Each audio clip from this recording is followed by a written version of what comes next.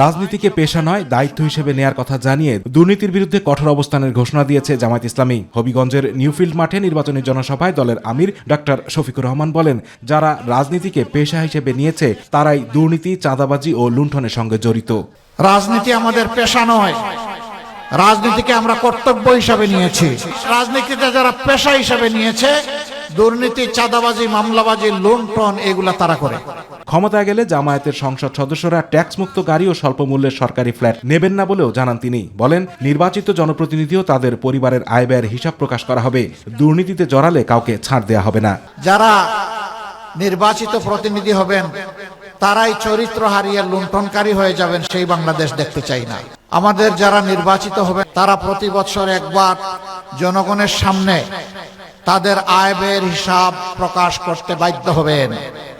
শুধু নির্বাচিত প্রতিনিধি নন, তার পরিবারের প্রত্যেক সদস্যের আয় ব্যয়ের হিসাব দিতে হবে। অত্যন্ত স্বল্প মূল্যে যেটা এমপি মন্ত্রীদেরকে দেওয়া হয়, সেই প্লট আমরা নেব না। আমরা বলেছি বিনা ট্যাক্সের গাড়ি আমরা কিনবো না। চাঁদাবাজির বিরুদ্ধে হুঁশিয়ারি দিয়ে জামায়াত আমির বলেন, চাঁদা নিতে এলে কঠোর ব্যবস্থা নেওয়া হবে। পাশাপাশি নারীদের প্রতি সহিংসতা ও দুর্ব্যবহারের বিরুদ্ধেও অবস্থান নেন তিনি। দুর্নীতি আমাদের সমাজকে আগাগোড়া একবারে ছেয়ে ফেলেছে। ইনশাআল্লাহ আল্লাহ তাআলা আমাদেরকে সুযোগ দিলে এই দেশ পরিচালনার আমরা চাঁদাবাজের হাত বন্ধ করে দেব ইনশাআল্লাহ। আর চাঁদাবাজি করার দুঃসাহস কেউ দেখাবে না। ব্যবসায়ীর রাতের ঘুম হারাম হবে না। ফুটপাতের সাধারণ হকারকে চোখের পানি ফেলতে হবে না। এখনো মায়েরা ঘরের মধ্যে নিরাপদ নন, ঘর থেকে বের হলে চলাচলে নিরাপদ নন, কর্মস্থলে নিরাপদ নন।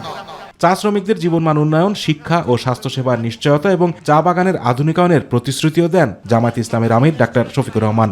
চা বাগানের আমার শ্রমিক ভাই বোনেরা যারা আছে, যারা অত্যন্ত মানবতার জীবনযাপন করে, সন্তানেরা তাকে শিক্ষা এবং স্বাস্থ্যের সেবা থেকে বঞ্চিত, যুগ যুগ ধরে একই পেশায় পড়ে আছে হাড্ডিসার মানুষগুলো, আমরা চা বাগানেরও আধুনিকায়ন করব, প্রযুক্তি সমৃদ্ধ করব, সেই মানুষগুলোরও জীবন মানে পরিবর্তন আনবো ইনশাআল্লাহ। আতিকুর রহমান তিতাস, মাই টিভি। জায়া কন্যা